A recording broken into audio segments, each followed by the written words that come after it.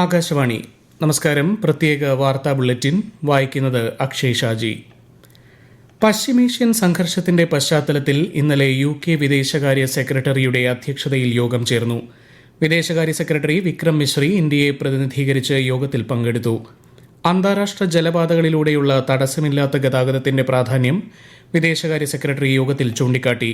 പശ്ചിമേഷ്യൻ പ്രതിസന്ധിയുടെ സാഹചര്യത്തിൽ UN secretary general Antonio Guterres സമാധാനത്തിന് ആഹ്വാനം ചെയ്തു.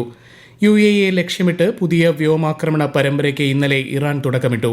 19 ബാലിസ്റ്റിക് മിസൈലുകളും 26 ഡ്രോണുകളും തടഞ്ഞതായി UAE പ്രതിരോധ മന്ത്രാലയം അറിയിച്ചു. രാജ്യത്തെ ഇന്ധന ലഭ്യത വിലയിരുത്തുന്നതിനായി സംസ്ഥാനങ്ങളുടെയും കേന്ദ്രഭരണ പ്രദേശങ്ങളുടെയും അഡീഷണൽ ചീഫ് സെക്രട്ടറിമാരുമായും ഭക്ഷ്യ സിവിൽ സപ്ലൈസ് വകുപ്പ് പ്രിൻസിപ്പൽ സെക്രട്ടറിമാരുമായും കേന്ദ്ര പെട്രോളിയം പ്രകൃതിവാതക മന്ത്രാലയം സെക്രട്ടറി നീരജ് മിറ്റൽ ഇന്നലെ ചർച്ച നടത്തി. പ്രാദേശിക ഉപഭോക്താക്കൾക്കും അവശ്യ സേവനങ്ങൾക്കും വിതരണത്തിൽ പ്രഥമ പരിഗണന നൽകണമെന്ന് യോഗത്തിൽ ശ്രീ മിറ്റൽ ചൂണ്ടിക്കാട്ടി. വിശാഖപട്ടണത്ത് ഇന്നു നടക്കുന്ന ആധുനിക യുദ്ധക്കപ്പൽ താരാഗിരിയുടെ കമ്മീഷനിംഗ് ചടങ്ങിൽ കേന്ദ്രമന്ത്രി രാജ്നാഥ് സിംഗ് പങ്കെടുക്കും. ഇന്ത്യയുടെ കിഴക്കൻ സമുദ്രാതിർത്തിയുടെ പ്രാധാന്യമാണ് ഇത് ഉയർത്തിപ്പിടിക്കുന്നതെന്ന് ശ്രീ രാജ്നാഥ് സിംഗ് സമൂഹമാധ്യമത്തിൽ കുറിച്ചു. നിയമസഭാ തെരഞ്ഞെടുപ്പിന് 5 ദിവസം മാത്രം അവശേഷിക്കെ സംസ്ഥാനത്തെ 140 മണ്ഡലങ്ങളും പ്രചാരണ ചൂടിലാണ്. NDA പ്രചാരണ പരിപാടികളിൽ കേന്ദ്രമന്ത്രിയും മുതിർന്ന BJP നേതാവുമായ JP നഡ്ഡ, പാർലമെന്റ് കാര്യ മന്ത്രി കിരൺ റിജിജു, മുൻ കേന്ദ്രമന്ത്രി സ്മൃതി ഇറാനി എന്നിവർ പങ്കെടുക്കുന്നുണ്ട്. കോൺഗ്രസ് പ്രവർത്തക സമിതി അംഗം ദീപേന്ദർ സിംഗ് ഹൂഡ, കർണാടക ഉപമുഖ്യമന്ത്രി DK ശിവകുമാർ എന്നിവർ ഇന്ന് തിരുവനന്തപുരത്ത് UDF പ്രചാരണ പരിപാടികളുടെ ഭാഗമാകും. LDF പ്രചാരണ പരിപാടികളുടെ ഭാഗമായി മുഖ്യമന്ത്രി പിണറായി വിജയൻ ഇന്ന് കണ്ണൂർ ജില്ലയിലും CPM സംസ്ഥാന സെക്രട്ടറി MV ഗോവിന്ദൻ വാമനപുരം മണ്ഡലത്തിലും പര്യടനം നടത്തും. BJP മുതിർന്ന നേതാവും പ്രധാനമന്ത്രിയുമായ നരേന്ദ്രമോദി തെരഞ്ഞെടുപ്പ് പ്രചാരണത്തിനായി ഇന്ന് പുതുച്ചേരിയിലെത്തും. വൈകിട്ടോടെ പുതുച്ചേരിയിലെത്തുന്ന ശ്രീ മോദി പാർട്ടി പ്രവർത്തകരെ അഭിസംബോധന ചെയ്യും. പ്രചരണത്തിന്റെ ഭാഗമായി റോഡ് ഷോയും സംഘടിപ്പിച്ചിട്ടുണ്ട്. നിയമസഭാ തെരഞ്ഞെടുപ്പുമായി ബന്ധപ്പെട്ട് NDAയുടെ പ്രചാരണ പരിപാടികൾക്കായി പ്രധാനമന്ത്രി നരേന്ദ്രമോദി നാളെ പത്തനംതിട്ടയിലെ തിരുവല്ലയിലെത്തും.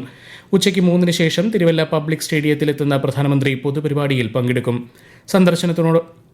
സന്ദർശനത്തോടനുബന്ധിച്ച് MC റോഡിൽ തിരുവല്ല മുതൽ ചങ്ങനാശ്ശേരി വരെ ഇന്നും നാളെയും ഉച്ചയ്ക്ക് 12 മുതൽ വൈകിട്ട് 6 വരെ ട്രാഫിക് നിയന്ത്രണങ്ങൾ ഏർപ്പെടുത്തും. തിരുവല്ല മുനിസിപ്പൽ പബ്ലിക് സ്റ്റേഡിയം മുതൽ ചങ്ങനാശ്ശേരി NSS കോളേജ് വരെയുള്ള റോഡും പരിസര പ്രദേശങ്ങളും ഇന്നും നാളെയും പോലീസ് നിയന്ത്രണത്തിൽ ആയിരിക്കും. നിയമസഭാ തെരഞ്ഞെടുപ്പിന്റെ ഭാഗമായി 4 ദിവസങ്ങളിലായി തൃശൂർ ജില്ലയിൽ 10,648 പേർ ഹോം വോട്ടിംഗ് രേഖപ്പെടുത്തി.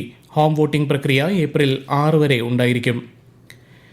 യേശുക്രിസ്തുവിന്റെ പീഡാനുഭവത്തിന്റെയും കുരിശുമരണത്തിന്റെയും സ്മരണയിൽ ക്രിസ്തുമത വിശ്വാസികൾ ഇന്ന് ദുഃഖവെള്ളി ആചരിക്കുന്നു. മനുഷ്യരുടെ പാപങ്ങൾ ഏറ്റെടുത്ത് യേശു കുരിശുമരണം വരിച്ച ദിനമാണ് ദുഃഖവെള്ളി. വിവിധ ദേവാലയങ്ങളിൽ പ്രത്യേക പ്രാർത്ഥനകളും കുരിശിന്റെ വഴി ചടങ്ങുകളും പുരോഗമിക്കുന്നു. യേശുക്രിസ്തുവിന്റെ ജീവിതവും തത്വങ്ങളും എളിമയുടെയും നിസ്വാർത്ഥതയുടെയും പാതയിലൂടെ സഞ്ചരിക്കാൻ എല്ലാവരെയും പ്രചോദിപ്പിക്കുന്നതാണെന്ന് ഉപരാഷ്ട്രപതി CP രാധാകൃഷ്ണൻ സന്ദേശത്തിൽ പറഞ്ഞു.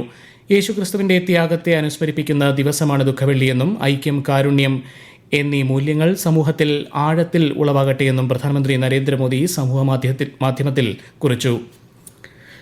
ദുഃഖവെള്ളി ആചരണത്തിന്റെ ഭാഗമായി സംസ്ഥാനത്തെ വിവിധ ദേവാലയങ്ങളിൽ പ്രത്യേക പ്രാർത്ഥനകളോടെയും ഉപവാസത്തോടെയും വിശ്വാസികൾ കുരിശിന്റെ വഴി ആചരിക്കുന്നു. ആയിരങ്ങൾ പങ്കെടുക്കുന്ന 16 കിലോമീറ്റർ ദൈർഘ്യമുള്ള കുരിശിന്റെ വഴി താമരശ്ശേരി അടിവാരം ഗത്സമിൻ ഗ്രോട്ടോയിൽ നിന്നും ആരംഭിച്ച് ലക്കിടി മൗണ്ട് സിനായ് ദേവാലയത്തിൽ സമാപിക്കും. ഇടുക്കി രൂപതയുടെ കുരിശുമല തീർത്ഥാടന കേന്ദ്രമായ എഴുകുംവയൽ കുരിശുമലയിൽ പുലർച്ചെ മുതൽ 100 കണക്കിന് വിശ്വാസികൾ മല കയറുകയാണ്.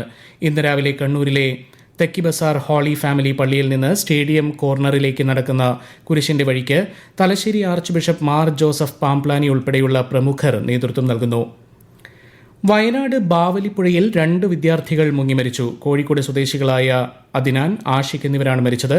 വിനോദയാത്രയ്ക്കായി വന്ന ഇവരുടെ കൂടെയുള്ള സുഹൃത്ത് വെള്ളത്തിൽ വീണപ്പോൾ രക്ഷിക്കാനിറങ്ങിയതായിരുന്നു ഇരുവരും. നാട്ടുകാർ മാനന്തവാടി മെഡിക്കൽ കോളേജിൽ എത്തിച്ചെങ്കിലും മരണം സ്ഥിരീകരിക്കുകയായിരുന്നു.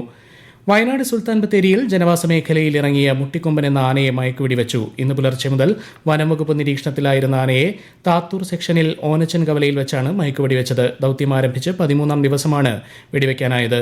മൂന്നാർ തലയാർ എസ്റ്റേറ്റ് പാമ്പൻമലയിൽ നിന്നും വനം വകുപ്പ് പിടികൂടിയ കടുവയെ പെരിയാർ കടുവ സങ്കേതത്തിൽ തുറന്നുവിട്ടു. പ്രത്യേക വാർത്താ ബുള്ളറ്റിൻ കഴിഞ്ഞു. അടുത്ത വാർത്താ പ്രക്ഷേപണം ഉച്ചയ്ക്ക് 12:30.